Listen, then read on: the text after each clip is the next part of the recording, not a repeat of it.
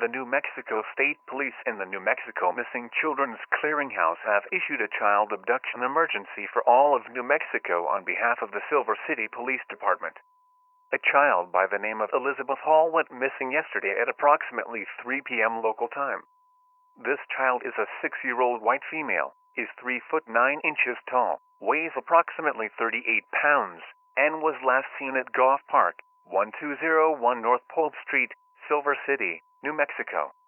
The suspect is driving a 2015 white Ford Focus, license plate LG5893. Please call 911 if you witness either of these people.